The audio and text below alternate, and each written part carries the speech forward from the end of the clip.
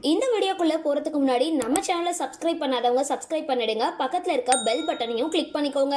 வாங்க வீடியோக்குள்ள போகலாம். சன் தொலைக்காட்சியில ஒளிபரப்பாகிட்டு வர 3 முடிச்சு சீரியல் நடிகர் நியாஸ் முதல்வர் விஜய் அவர்களோட அரசியல் வருகை மற்றும் அனுபவம் குறித்து சமீபத்திய பேட்டி ஒன்றுல சொன்ன கருத்து இணையதளத்துல ரொம்பவே வைரல் ஆகிட்டு வருது.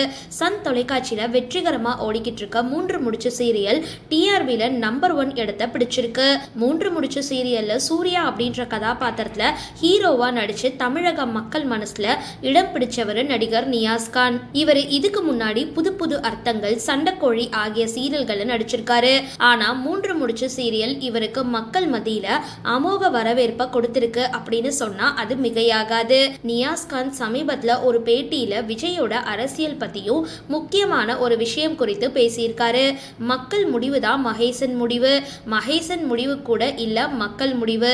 அவங்க எடுத்து நெஞ்சில வச்சுக்கிட்டாங்க அப்படின்னா எவன் நினைச்சாலும் வெளியே அனுப்ப முடியாது.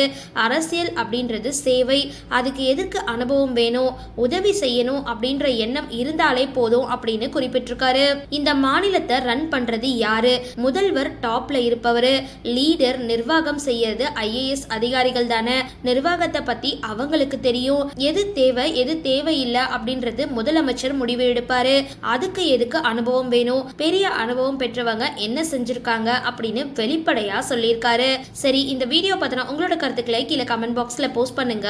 வீடியோ பிடிச்சிருந்தா லைக் பண்ணுங்க, ஷேர் பண்ணுங்க, மறக்காம டிபி காபி சேனலை சப்ஸ்கிரைப் பண்ணுங்க.